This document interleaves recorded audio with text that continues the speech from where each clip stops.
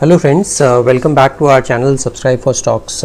तो जैसा मैंने आपको कल भी येस बैंक के बारे में एक वीडियो बनाया था और जहां मैंने आपको बताया था कि don't be in the panic state, and मैंने कल भी आपको ये समझाया था कि येस बैंक नीचे जाएगा और क्या उसके टारगेट्स होंगे। वो वीडियो मैं आपको आई बटन में दे दूँगा जिससे कि आप थोड़ा सा टारगेट्स के बारे में देख सकते हैं। It is a very quick video wherein I mentioned about the targets and where you can reinvesting or start as a fresh investor as well in yes bank।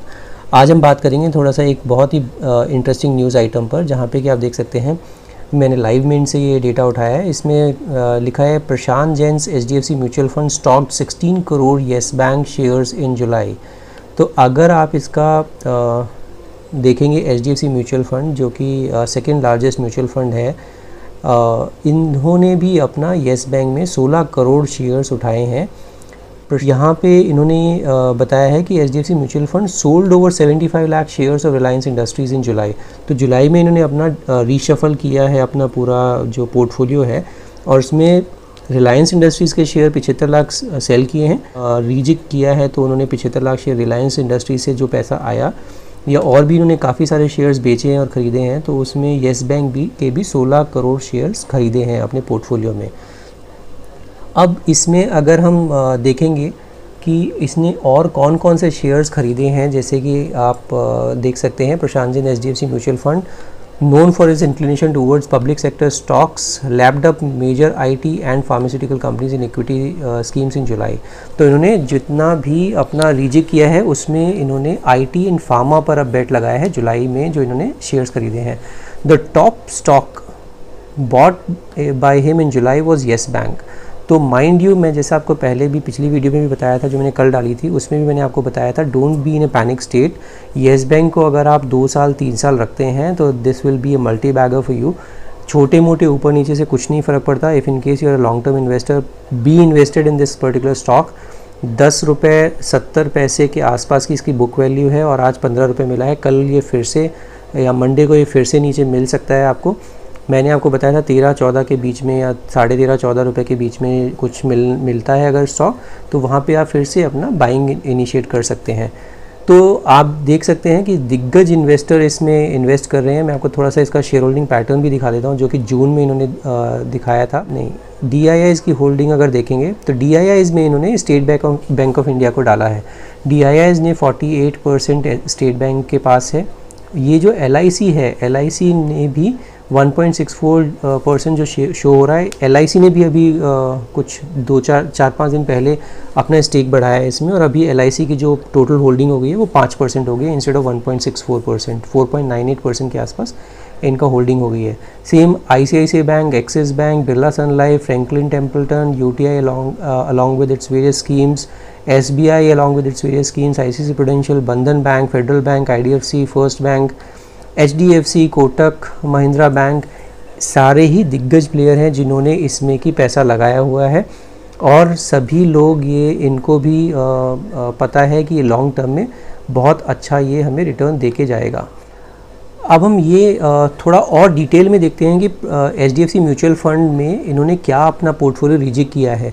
तो ये मैंने इकोनॉमिक टाइम्स से ये डेटा लिया है आप लोगों के लिए। Prashant Jain led HDFC mutual fund sell RIL, DMart, top banks, exits Voda, Idea, DLF। हम समझते हैं इसका थोड़ा सा और डिटेल में कि कौन कौन से शेयर्स, कौन कौन सी कंपनीज इन्होंने अपने पोर्टफोलियो से निकाले और कौन कौन से ऐड किए हैं। The AMC bought 6 lakh to 39 lakh additional shares each in Wipro में खरीदारी की है। Infosys, HCL technology, Sun Pharma, Tata Steel, Lupin, Bharti Airtel and Ambuja Cement. Besides it also acquired substantial shares of Central Depository Services CDSL amid report of a big spike in new demat account opening. तो जैसे आपने सुना होगा पहले, अभी पीछे न्यूज़ थी कि काफ़ी डीमैट नए अकाउंट्स खुल रहे हैं, और इसी वजह से इन्होंने CDSL पर भी दाव लगाया है। The AMC investment team led by market veteran Prashant Jain sold shares in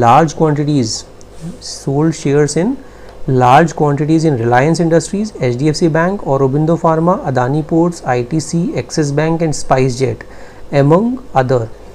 and completely exerted, यहाँ से तो बिल्कुल ही निकल गए। वोडाफोन आइडिया, जो मैंने आपको वोडाफोन आइडिया की एक वीडियो भी डाली थी, मैं फिर से लिंक में दूंगा, जहाँ पे कि वोडाफोन आइडिया का सर्वाइवल का भी प्रॉब्लम है। अगर स्टैगर्ड वे में भी डाल देते हैं इसको सुप्रीम कोर्ट AGR ड्यूज़ को, तब भी वोडाफोन के सामने बहुत ही मुश्किल है और इसको सर्वाइव करना भी बहुत डिफ़िकल्ट होने वाला है, क्योंकि ये आरपूज जहाँ पे कि एयरटेल के 150 के आसपास हैं, जियो के 137 हैं, और वहीं पे ही वोडाफोन के आरपूज भी डिक्लाइन हो रहे हैं, जबकि बाकी पीयर कंपनीज़ के आरपूज इंक्रीज़ हो रहे हैं। तो इसीलिए HDFC AMC ने एग्ज़िट कर गए हैं वोडाफोन आइडिया से, DLF, ICICI प्रूडेंशियल लाइफ से। Barring Tata steel which is down 12% YTD, other stocks have advanced between 14% to 60% in 2020। तो आपको पता है RIL वगैरह सभी कुछ बहुत तेज़ भागे हैं, इन्होंने अपने प्रॉफिट बुक किया है, which is a very good strategy. मैंने आपको कल की वीडियो में शायद बताया था, प्रॉफिट बुकिंग करना बुरा नहीं है, क्योंकि येस बैंक में जिन्होंने 12 रुपये पे पैसा लगाया होगा, उसने 16, 16.5, 17 रुपये पे अगर प्रॉफिट बुकिंग कर लिए, तो it is a phenomenal return with in few days और विद इन अ मंथ 40% का रिटर्न आ रहा है, तो बहुत अच्छा रिटर्न है। इसी तरह से इन्होंने भी RIL में भी निकाल दिया और बाकी अच्छे दिग्गज नामों में भी इन्होंने अपना पैसा निकाल लिया है, तो प्रॉफिट बुकिंग कर लिया है, which is a very very good thing.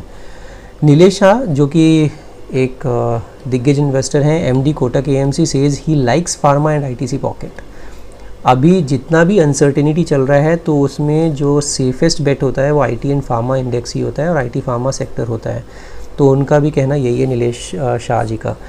He said most IT and pharma players have laser leverage, उनका बैलेंस शीट ठीक है, hold slightly robust cash on the balance sheets which will help them survive the down turn. तो इसीलिए इनको पसंद है, क्योंकि इनका थोड़ा सा बैलेंस शीट लेवरेज नहीं है, लेसर लेवरेज बोल रहे हैं ये लोग।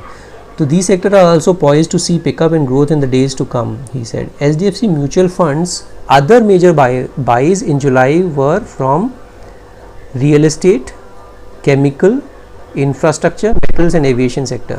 The stocks included RITES, Apollo Tyres, Cipla, Canfin Homes, Exide Industries, Tata Chemicals, HPCL, United Breweries, HPCL, Muthoot Finance, Dilip Buildcon, Mishra Dhatu Nigam, Bharat Dynamics, JSW Steel, InterGlobe aviation. और इसीलिए आप देख रहे होंगे इंटरग्लोब एविएशन फिर भी इतना सब कुछ टर्मोइल होने के बाद, there is no flight, there is nothing, then still InterGlobe Aviation as it is खड़ा हुआ है अच्छे रेट्स पर। तो ये जो फंड हाउसेज हैं, they always buy on the forward looking earnings.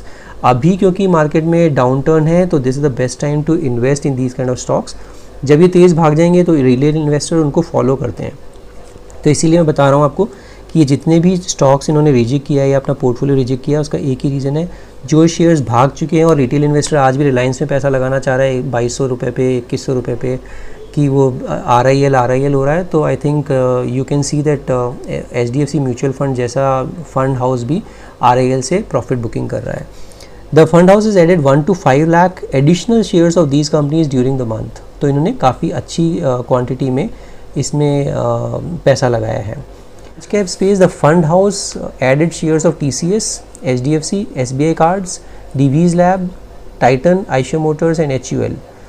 Overall HDFC AMC increase stake in at least 67 companies. तो इन्होंने 67 कंपनीज को ऐड किया है during the month and cut stakes in 92 companies. तो इन्होंने 67 नए कंपनीज को ऐड किया है और 92 कंपनीज में अपना स्टेक्स कम किया है। On the sell side, the fund house offloaded shares of select public and private sector banks. Among the stocks the fund house sold included PNB, Reliance Industries, Bharti Infratel, BPCL, Hindalco, HDFC Bank, Aurobindo, Adani Port, ITC, Axis Bank, जो आपको बता चुका हूँ ये सब चीज़ें, right? So this is it also sold 5 lakh shares each in BPCL, HPCL, Federal Bank, Voltas, McLeod Russell, Avenue Supermarts, Adani power, ICICI Prudential life, Repco homes and Tata power. Avenue supermart में मुझे अभी भी कुछ पोटेंशियल लगता है, तो इसको डेफिनेटली हम लोग रख सकते हैं एज ए रिटेल इन्वेस्टर, क्योंकि अभी वर्स्ट टाइम है, रिज़ल्ट भी बहुत ख़राब दिए थे इन्होंने, which is as per expectations ख़राब होने थे, क्योंकि कोई भी रिटेल स्टोर खुला नहीं हुआ था।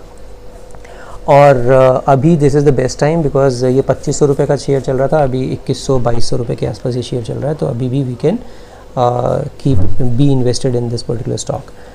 तो ये कुछ एक कंपनीज हैं जहाँ पे कि HDFC म्यूचुअल फंड भी अपना पोर्टफोलियो रीजिक कर रहा है, जिसमें येस बैंक मैंने आपको बताया जिसमें 16 करोड़ शेयर्स इन्होंने ऐड किए हैं जुलाई में, RIL में 75 लाख शेयर इन्होंने सेल किए हैं, और इसी तरह से बाकी कंपनीज़ में इन्होंने कहीं पे ऐड 67 कंपनीज़ में ऐड किए, 92 कंपनीज़ में इन्होंने अपना स्टेक कम किया है।